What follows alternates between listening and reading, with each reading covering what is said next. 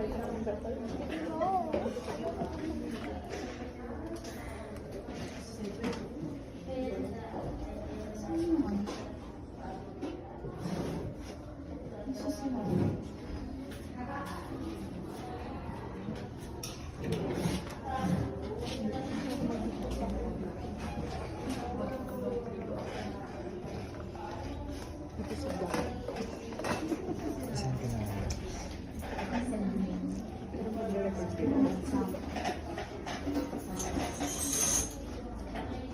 ito yung patient bed. Ay kasi patient dito. Sa private room, may pintuan dyan.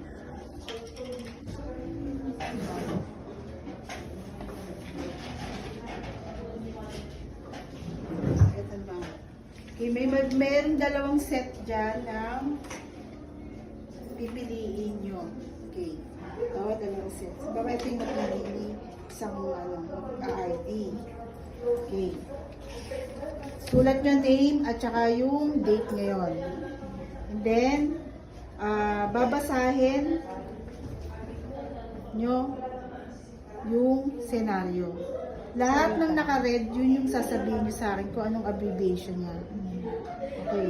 So, pag nabasa na natin, halimbawa, mali yung ano nyo na abbreviation, magbibilang ako ng 10 seconds. Pag hindi nyo nasagot yun, bibiligan ko na yun, minus na. 10 points. Okay. Pag nabasa na pareho ninyo, prepare nyo na yung mix. Okay. Ito, yung cabinet ni patient. Andyan yung kanyang mga gamot. Ayan ha. Tapos ito yung mga paraphernalias. Okay. So bago ako mag-prepare, ano unang gagawin? Hand washing. O, sanitize my hand. Andito may alcohol na. Okay. Huwag nyo na sa akin pakita yung hand washing kasi matatagalan lang tayo. Alam nyo naman na kung ano ng hand washing. O, kunyari nakapag hand washing na kayo. Okay. Yan. Okay, hand washing. Tapos kung ano yung doctor's order, ipe-prepare nyo na siya. Okay. Ibawa, Cefizine, 200 mg, 1 tab. Dito yung paraphernalias, lalagay nyo yung tablet. Kuha na lang kayo. May tablet na dito. Tsaka capsule. May tablet. Okay, kunyari, tinanggal ko yung coil niya. Okay, 1. Syrup. Okay, ano sabi natin sa syrup? Body mechanics. Diba sinabi ko yun? Di ba? Hindi pa ba? Okay. Nakita niyo sa video, yung staff nurse, saan niya nilagay yung kamay niya? Yung palm. Doon sa label. Okay. Ganyan ang paghahawak. Body mechanics. Halimbawa, 10 ml ang doctor's order. Okay, body mechanics. So, check nyo. 10 ml. Huwag yun ang buksan ha. Kunwari na naglagay si nurse. Mali? Okay. Anong rationale? Bakit yung staff nurse? Yung nurse, dito yung kanyang palad, kamay, nilagay sa label. Ito yung fluid. Okay. Ang rationale doon, di ba minsan pag naglalagay tayo ng mga syrup, di ba tumutulo-tulo yan. So, yung mga ganun incident. Imagine niyo na lang, kung halimbawa ganito ang hawak ko, naglagay ako, may tulo-tulo. Yes, punasan nyo. So may mga ano kayo dyan, tissue or bola, okay? Discard. Ilalagay na ako. Okay, sole. Ngayon magpe-prepare naman ako para sa mata at sa tenga. Huwag nyo nang check yung label, lagay nyo na kagad. Kunwari na lang to, assuming ha. Okay, next. Bago tayo mag-start, mag-a-aspirate na kayo ng sterile water sa insulin syringe. Ha? Bago tayo mag-start. Ilalatag ko na yan dyan. Lagay nyo na rito sa tray. Mag-aspirate na kayo. 30 units ang i-inject nyo sa mga classmate nyo. Okay? So, na-prepare ko na lahat. O, yung isang, ano naman yung magpe-prepare kung sino yung partner. Kung sino yung patient, siya muna yung, siyempre, siya yung higa doon. Tapos si nurse. O, next. Pag okay na lahat, na-prepare na, dala yung doctor's order or yung card. In reality, medication card ang hawak nila. Ma'am, kahit hindi na mag-gloves pag mag-prepare ng goods. Mag-gloves ka lang kung magkakat ka ng gamot. Okay. Bawa, Pag yung order. ang order ng doctor 250 pero available nyo 500. Magkakat kayo ngayon. Magta-touch kayo ng gamot, then magbe-wear ka ng gloves. Okay? Ako So wala naman akong available ano. lahat. Oh, hindi lahat. Next, punta na ako kay patient's room. Okay, so pupunta na ako dito. Sino patient? Joanne, go. Oh, diba? Si Joanne nakahiga dyan. O, Joanne, higa ka dyan. O, ano sabi natin? Knock sa door 3 times. 1, 2, 3. Or bahala kayo, mag-sound kayo. Tok, tok, tok. O, sabihin nyo, okay? Good morning, ma'am. Okay, lagay nyo kagad dito na wag na yung ganun kayo, ha?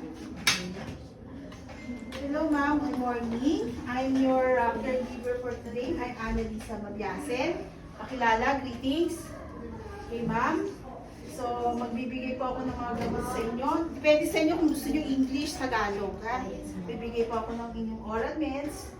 Bibigay po rin natin yung mga gamot po sa mata, sa tenga, at bibigay ko na rin po yung insulin syringe. Insulin na meds nyo po. Okay, so may tatouch po ako ng mga parts ng katawan ninyo. So, okay na po ba sa inyo? Okay, next, identify ko na si patient. Okay. So, pwede ninyong i-identify dito sa medication card or titingin kayo sa saan? Sa iPad. Ma'am, kayo po ba si ha? O, kayo po ba si Karen? Karen Davila? Ang birthday niyo ba ay August 30, 2000? O, pag nag-asya, okay na. Or pwede naman, ma'am, pwede po kung pabanggit po ako ng pangalan nila?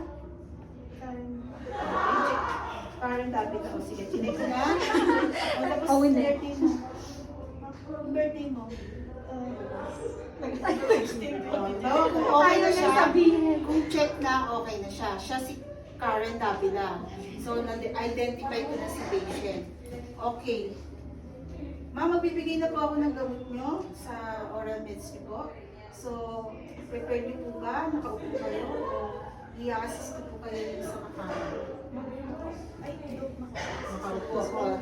Sample. Ito yung kama. Diba may ano yan, pang-roll. O sige po. Automatic ka kasi wala tayong ano yan. Okay? Okay, ma'am? So, nila sa mga side kasi chinek yun na yun, may sideways, ha? Okay. Gusto niyo po ba na naka-stay lang po kayo ganito kung nakaupo or gusto niyo po nakaantay?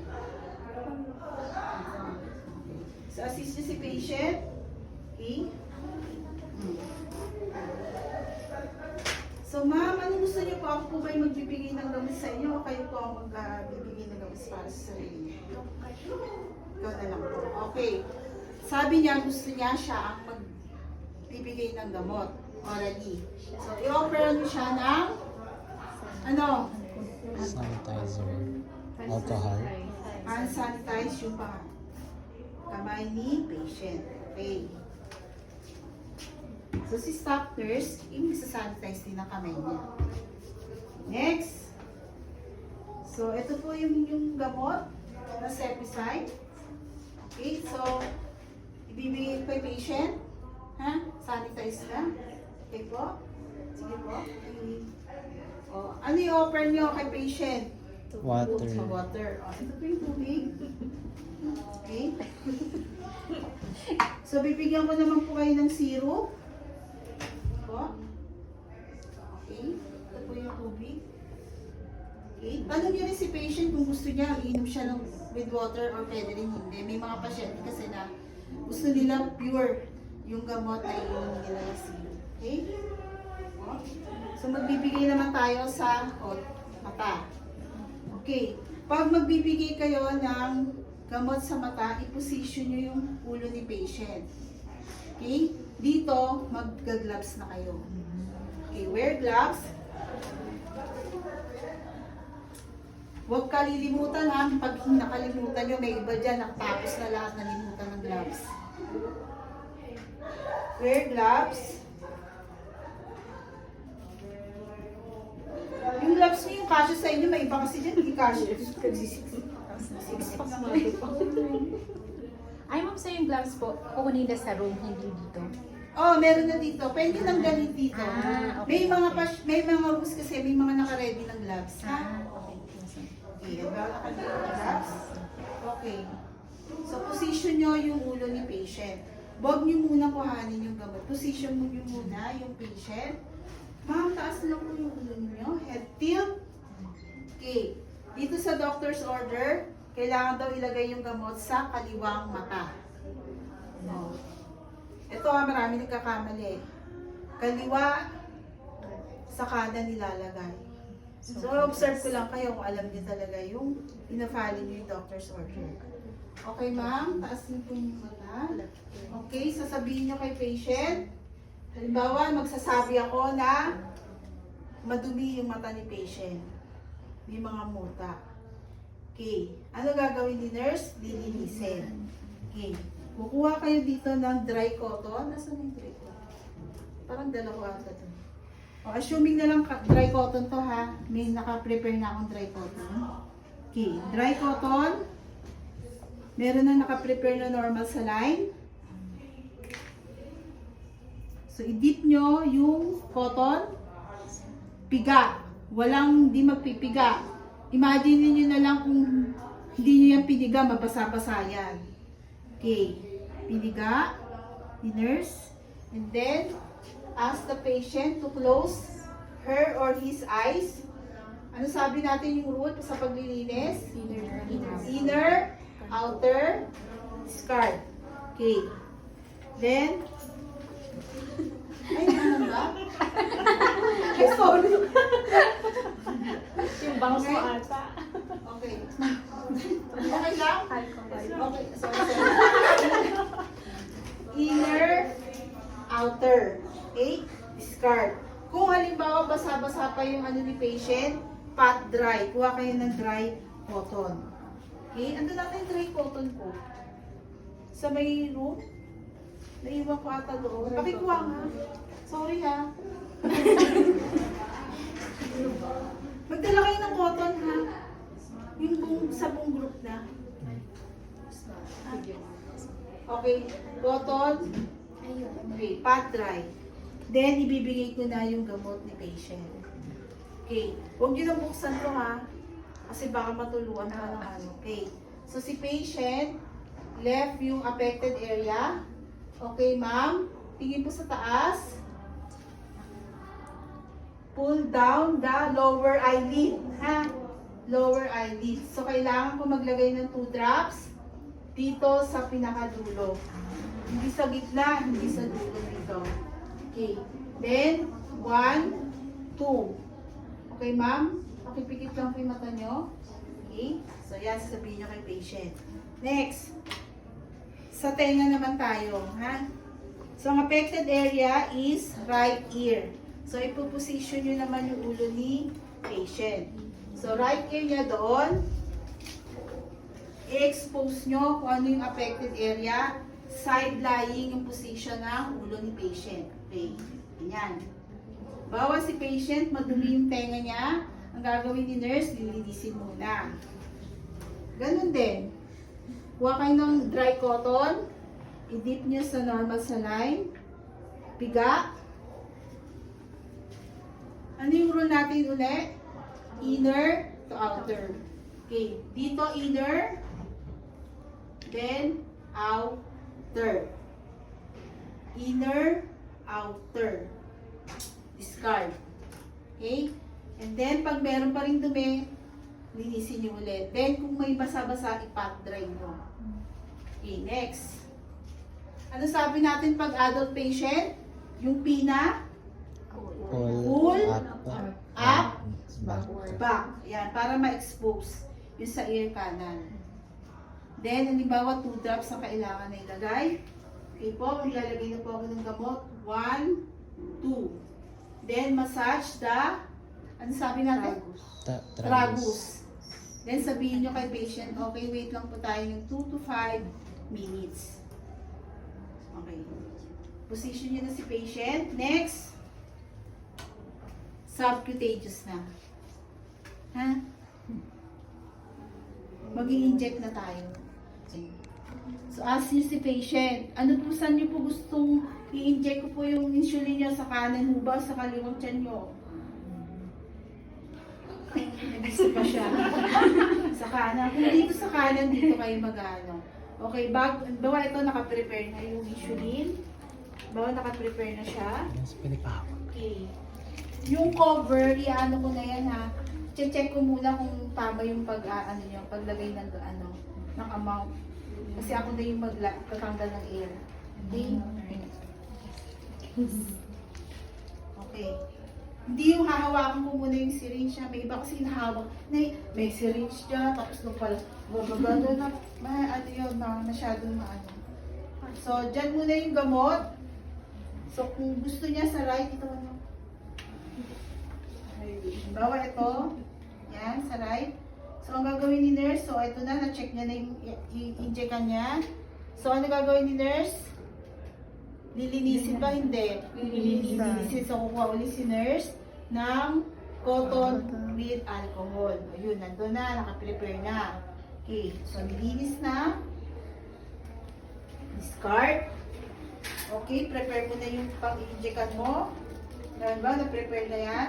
Ready na with dry cotton. Okay.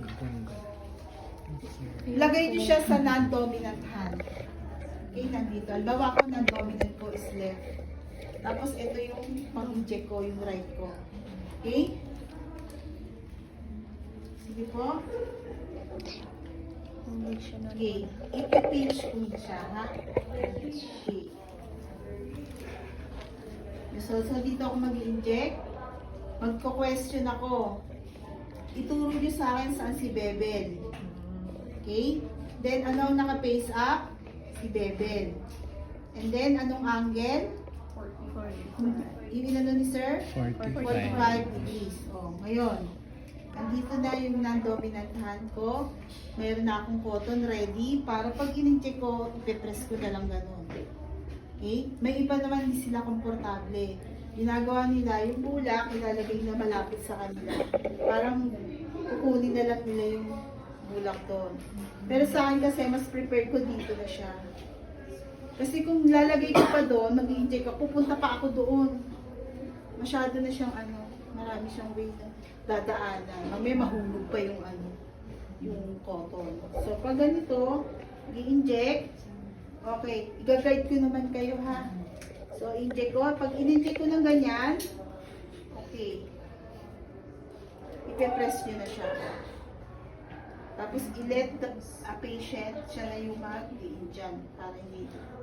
Okay? Then, lalagay ko na si syringe. Siyempre, nakakalat dyan. Ipo-position ko na ulit si patient sa higaan niya. So, ganun yung gagawin natin. Then, sasabihin ko, dyan na yung nakakalat. Ang last, ano susunod? Natapos ko na lahat ng procedure. Ano sasabihin ko kay patient? Oh, thank you for your cooperation, ma'am.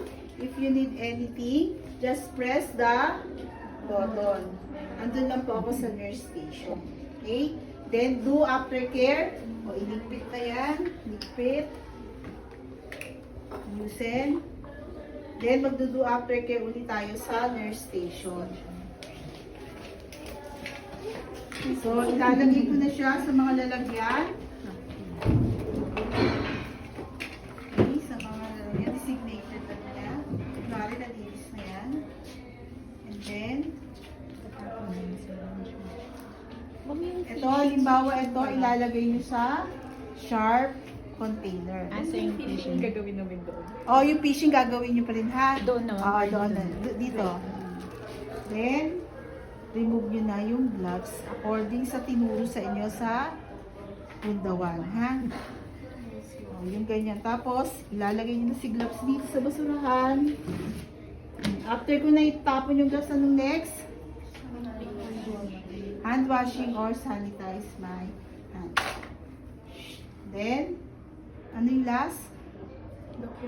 Document. Pipili na lang si stockless doon sa medication. Kung parang okay lang may kunwari kaming notebook na ilalagay. O eto dito, pipili na kayo. Ah, yan na yun. So, yan na yun Tapos pala. na.